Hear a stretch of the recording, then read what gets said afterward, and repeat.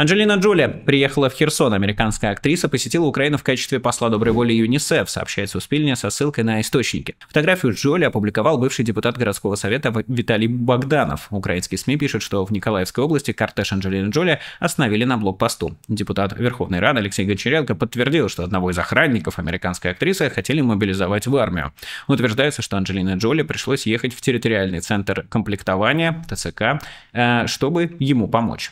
Совершенно непонятно, что там на самом деле произошло. Я почитал штук 5 различных версий, но вообще, конечно, жить надо так, чтобы вытаскивать вас из военкомата приезжала Анджелина Джоли. Суспильне пишет, что в ходе своего визита актриса посетила детскую больницу, школу-интернат и Львовский железнодорожный вокзал, где она поговорила с пассажирами эвакуационного поезда из Покровска. Вообще, сам факт поездки в Херсон – это очень круто, потому что там буквально все подвергаются реальной опасности от российских дроноводов-убийц.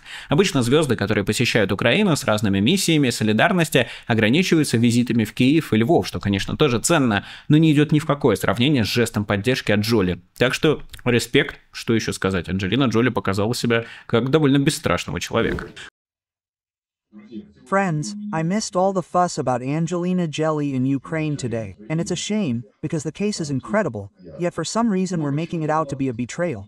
Even though it's a victory you can win, if you spin it correctly. Who, like me, forgot and missed it? The point is simple. Angelina Jolie visited Kherson, observed the shelling, everything, brought some humanitarian aid, talked to people. Overall, she's a fine woman, an ambassador of Ukraine and a great friend of ours. Then she and her entourage continued on, and in the Mykolaiv region, the motorcade was stopped at a checkpoint. They checked her documents, there were police officers, the TCC, and someone else, because some people write to the driver, some write to the security guard, which makes sense. Angelina Jolie hardly carries security. Most likely, some reputable local company got involved. But then, by the evening, they say the guy who was caught isn't a driver, isn't a security guard, and wasn't even listed in the motorcade. Who the hell knows who he is? Nikolaev's bastard, with all his connections in Nikolaev, looked into it and says, it's the military's version, he's not on any lists. That's it, but he's not giving the guy's version of events. And I think he's right to do that, but essentially, he somehow managed to sneak in among their own people. They checked his documents, he's not registered, he hasn't updated his information, he's liable for military service, well, basically, a common violator. And they took him to the TCC until they could update his information. Angelina Jolie also stopped by there, asked to use the restroom, excuse me. She went to the restroom, smiled at everyone, took a photo, and then drove on with the team. And now the guy is undergoing a VILC, and we could have forgotten about that, but what a betrayal. Look what's happening here. Angelina Jolie herself was attacked. My friend Leosha Golubudsky is already making fun of her being mobilized and that Brad Pitt is now heading the Mykolaiv Trade and Control Center. Guys, yes, this is a great case. According to our law, you're stopped by the patrol, the Trade and Control Center, the police, and they check your documents. And if you haven't updated your information, there's a reserve, a deferment, whatever. If everything's in order, you move on. If not, you're forced to go to the Trade and Control Center to update your information. And that's the law, and it applies to everyone. Why does the Trade and Control Center stop a guy who's going to, well, work in the morning without any information, while someone riding in Jolly's motorcade isn't? This, excuse me, is wrong. What's the law? The same law applies to everyone. Whoever you are, anywhere, at any time. And that's how it worked.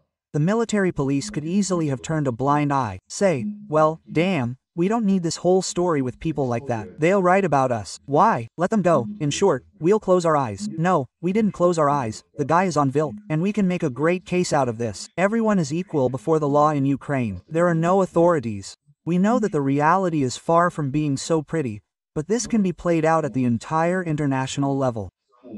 The very name of Angelina Jolie in the news will make the news popular. We should use this, I think. Well, while everyone was worried about an incomprehensible dude in Angelina Jolie's motorcade, the Kavanashi were preparing, and tonight I can boast of the results. The current moment is flying in Rostov very powerfully. And before that, there was such a wonderful blow to Donetsk that all the districts are sure that it flew in exactly to them. In fact, this is the district airport, the Oktyabrski large warehouse of Bull. Missiles landed there. There is no official information yet, but they are already talking about the warehouse BK. I watched a fantastic video.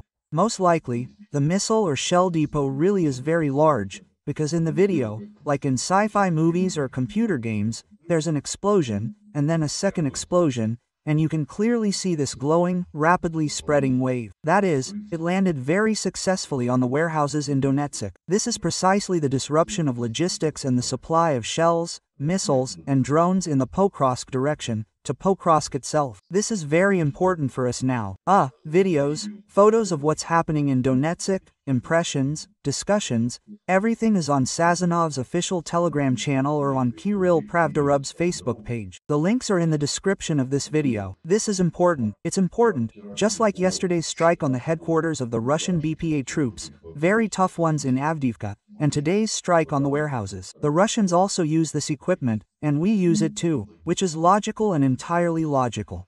To strike at logistics, to strike at warehouses, depriving them of support, depriving them of supplies for those who are already entering Pokrovsk or storming Dobropilya and Mirnorod. That's the way to proceed, cutting off the tails, because catching them in small groups in Pokrovsk is much harder.